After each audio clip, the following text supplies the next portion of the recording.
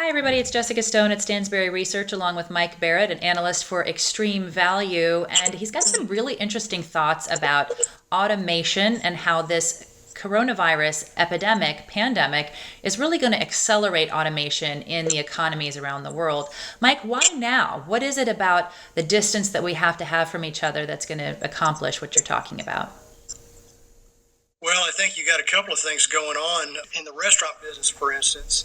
You've got restaurant owners who now have millions of employees who may not want to come back to work for them and put themselves in that situation again. On the other hand, you've got a customer base that's now very cognizant of and attuned to this potential for getting infected because somebody touched something that has now given you the virus. So this is what's going to speed up what's already been a trend towards automation. We're going to see robots preparing food and so forth. And what are some other sectors? You talked about food preparation, but what are some other sectors that'll be impacted by this acceleration in automation?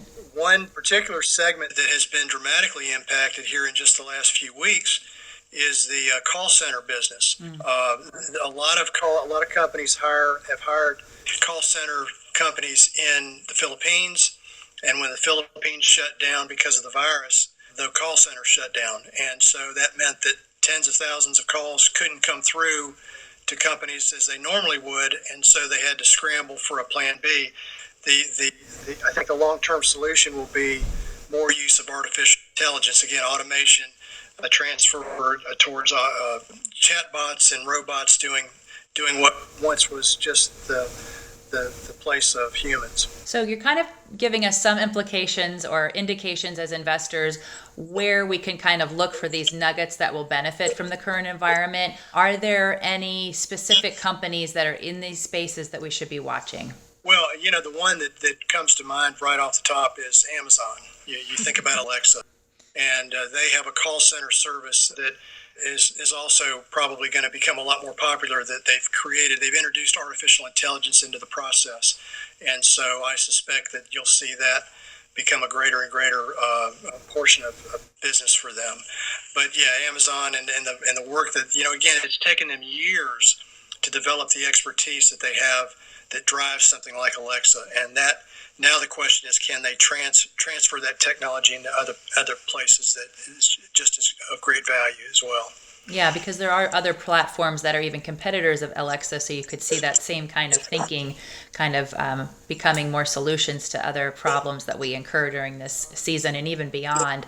I want to move to some of the economic implications of this, though, because obviously with automation there are winners and losers, and there's a whole class of people whose jobs will be replaced by these machines. What's the long-term impact of that, and is there somewhere for them to go next? Well, that's a good question, and I don't think anybody really knows how it plays out. But one of the interesting anecdotes that I think that's going on right now with regard to this virus is the fact that in Germany, for instance, McDonald's has about 3,000 employees that they've had to furlough. And so in the meantime, Aldi, a discount grocery operator it's based out of Germany and is becoming a bigger and bigger presence in the United States, they desperately need employees to handle both distribution and work in their stores. And so they've struck a deal where McDonald's has said, we're going to let you borrow, in essence, our 3,000 employees or some segment of that for the next 2 or 3 months until this thing becomes less of a problem, and then they'll come back to work at McDonald's. So that's a perfect example of the private sector coming up with an ingenious way to solve a short-term problem. Is there any reason to believe that those same companies which operate in other countries could do the same in those countries? Yes, absolutely. I think you'll see more and more of this. There's no question in my mind. Well, thanks for that silver lining. I'm sure a lot of people appreciate hearing that, Mike. And thanks so much for joining us with those thoughts on automation and the acceleration of that whole sector of the economy. If you would like to consume any more content like this, we'd love to have you subscribe to our YouTube page or follow us on Facebook, Instagram, or Twitter. For now, that's all. Thanks for watching.